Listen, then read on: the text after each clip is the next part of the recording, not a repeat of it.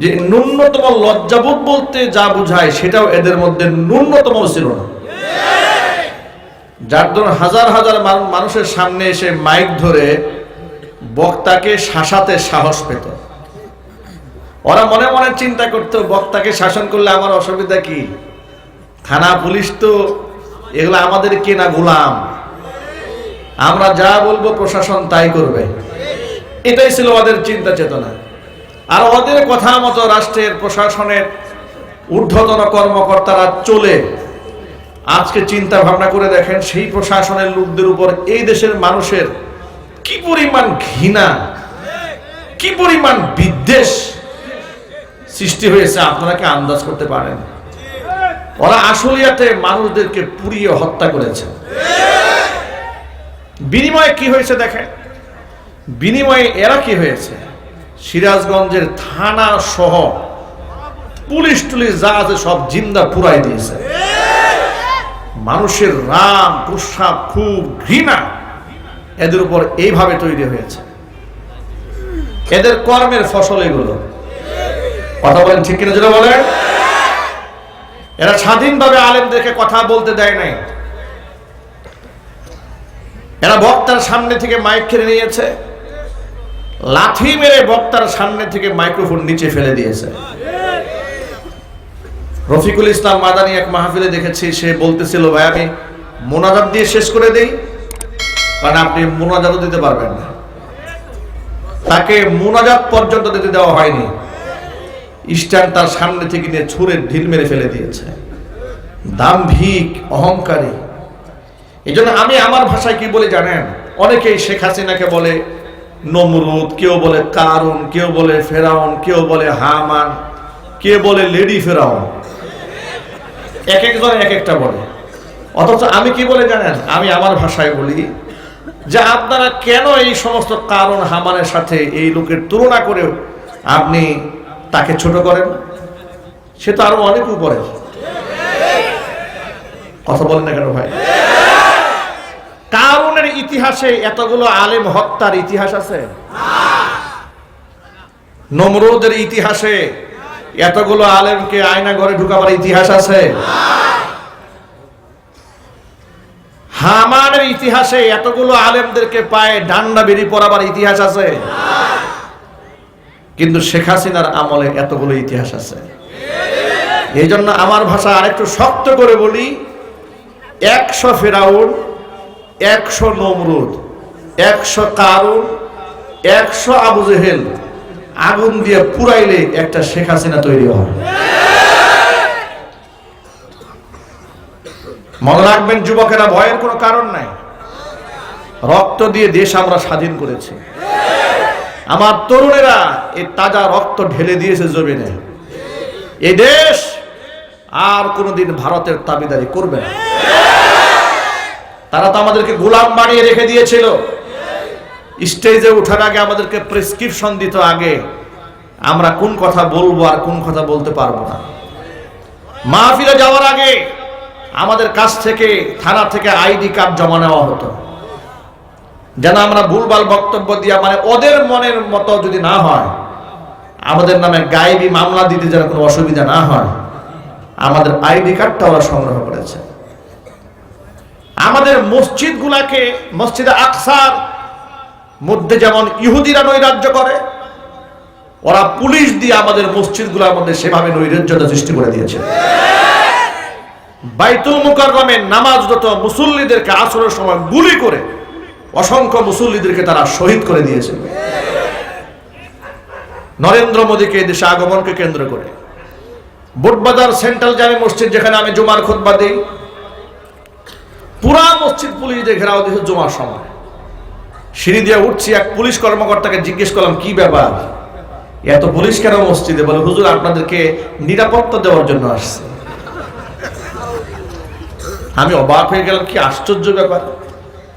একদিক থেকে যে বাসায় আমি ভাড়া থাকতাম সেই বাসায় গিয়ে এরা বলতেছে মাদানী সাহেব যদি এই এলাকায় আসে, বাসায় ঢোকে, বাড়িওয়ালাকে শাসন করেছে, আপনি কিন্তু মামলা খাবেন, উনি যেন বাসায় ঢুকতে না পারে।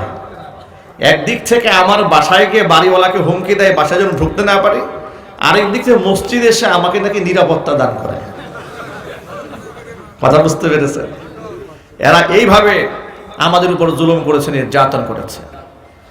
এরপর আমরা মাহফিলে যদি একটু কথা বলি, অনেক লোকেরা বলে হুজুর এগুলো আর কত বলেন। মনে রাখবেন, ফেরাউন এবং নমরুদের ব্যাপারে আল্লাহ তাআলা আয়াত নাজিল করে কোরআন শরীফে লিখে দিয়েছেন, কারণ এরা এমন স্বৈরাচারী, এমন জালেম যে পৃথিবীর ইতিহাসে কিয়ামত পর্যন্ত প্রত্যেকটা মানুষ এদেরকে জালেম হিসেবে চিনবে। আল্লাহ পাকের আয়াত নাজিল শেষ হয়ে গেছে, ওহী আর পৃথিবীতে আসবে না, হাদিসও নাজিল হবে না, কোরআনে আয়াতও নাজিল হবে না। কিন্তু এই সমস্ত নব্য ফেরাউন এবং নব্য আবু জেহেলদেরকে স্মরণীয় করে রাখতে হবে। তাদেরকে আমরা স্মরণীয় করে রাখবো আমাদের ওয়াজের প্যান্ডেলে। আমরা তাদের নাম ধরে ধরে তাদের কুকীর্তিগুলো জাতির সামনে উপস্থাপন করব, যাতে করে আগামী 100 বছরের মধ্যে আর দ্বিতীয় কোনো হাসিনা তৈরি না হয়।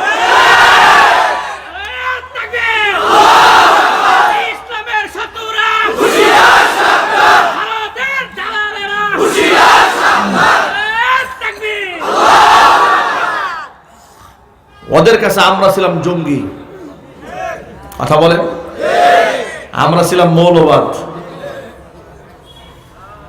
আমরা ছিলাম প্রতিক্রিয়াশীল, আমরা ছিলাম পাকিস্তানের পেটাত্তা। ওদের ভাষায় আমাদেরকে ওরা বলতো আমরা নাকি স্বাধীনতার দুশমন, ৭১-এর চেতনার দুশমন। ওরাই হচ্ছে ৭১ প্রেমী, স্বাধীনতার সপক্ষের শক্তি, আর আমরা হলাম পাকিস্তানের লোক। এগুলো আমাদেরকে বলেছে, কি বলে নাই? ওই যে মন্ত্রী ছিল আব্দুর রাজ্জাক, বলে নাই যে হেফাজতি জঙ্গি পাকিস্তানের পেটাত্তা। রাত 2টার পরে শাপলা চত্বরে পিটাইয়া এমন ভাবে খালি করেছি, জুতা স্যান্ডেল ছাড়া কিছু ছিল না। এইভাবে কথা বলে আলেমদের সাথে দৃষ্টতাপূর্ণ কথাবার্তা বলে বিয়াদবি করে নাই। আমাদেরকে ওরা পাকিস্তানের পেটাত্তা বলেছে, আলেম ওলামাদেরকে। আচ্ছা, আমি আপনাদেরকে অত্যন্ত বিনয়ের সাথে একটা প্রশ্ন করব। এই দেশের আলেমরা জেল খেটেছে, জরিমানা দিয়েছে, মাজলুম হয়েছে, ফাঁসির মঞ্চে পর্যন্ত উঠেছে। কোন আলেম কোনদিন কি পাকিস্তানে আশ্রয় নিয়েছে? আরো জোরে বলুন। পাকিস্তান আশ্রয় দেয়নি, এরা কেউ পাকিস্তান গিয়ে আশ্রয় নেয়নি। তাহলে কি প্রমাণ হলো? যারা আমাদেরকে পাকিস্তানের দোসর বলেছে, ওরা হচ্ছে শতাব্দীর শ্রেষ্ঠ মিথ্যাবাদী। কিন্তু এটা তো আমাদের সামনে খুব আজহারু মিনাশ শামস, সূর্যের আলোর স্পষ্ট হয়েছে। যারা আমাদেরকে পাকিস্তানের দোসর বলেছে, ওরা ভারতের মোদির পা চাটা কেনা গোলাম। যার তরুণ গোটা পৃথিবী স্বৈরাচারীর পক্ষ থেকে মুখ ফিরিয়ে নিয়েছে, তাকে আমেরিকা আশ্রয় দেয় না, লন্ডন আশ্রয় দেয় না, অথচ তার নিজের ভাতিজি সেই দেশের এমপি সেই দেশে আশ্রয় পায় না, দুবাই আশ্রয় পায় না, সৌদি আরবে আশ্রয় পায় না, কানাডা, জার্মান, ইংল্যান্ড সহ পৃথিবীর কোন রাষ্ট্র তাকে আশ্রয় দেয় না। কারণ এত বড় স্বৈরাচারী খুনি, তারা মনে মনে ভাবে এই ফেরাউনটা আমার দেশে জায়গা দিলে আল্লাহর রহমত থেকে আমরা বঞ্চিত হয়ে যাব। কথা বলেন ঠিক না? জোরে বলেন।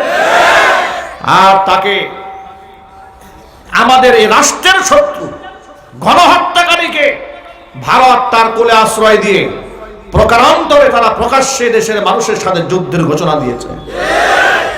ভারতের সাধারণ নাগরিকদের সাথে আমাদের কোনো শত্রুতা নাই, কোনো বিদ্বেষ নাই, কিন্তু সাম্রাজ্যবাদীদের সাথে আমরা চোখে চোখ রেখে কথা বলতে চাই।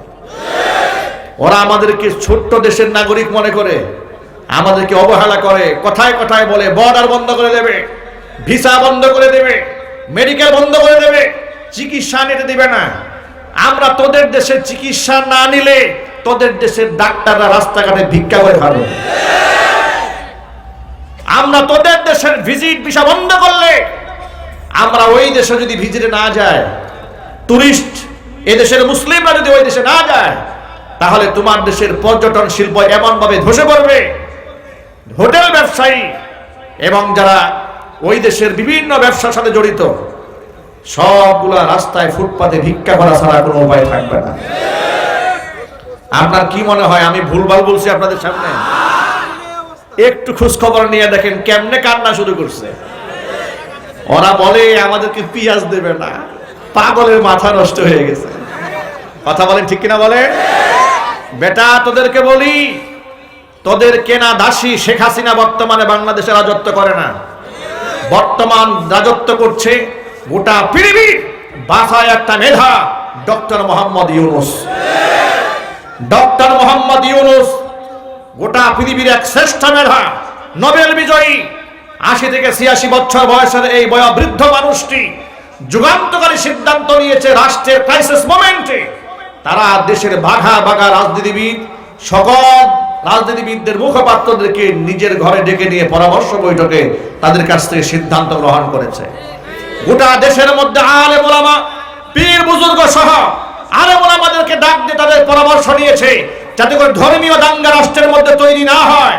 আমি আপনাদের উদাত্ত আহ্বান জানাচ্ছি, রাষ্ট্রের সংহতির জন্য, রাষ্ট্রের স্বাধীনতা সার্বভৌমত্ব রক্ষার জন্য যদি আলেম ওলামারা ঐক্যবদ্ধভাবে আমাদেরকে ডাক দেয়, সেই ডাকে জিহাদে অবতীর্ণ হতে প্রস্তুত আছেন কারা কারা? দুহাত দেখতে চায়।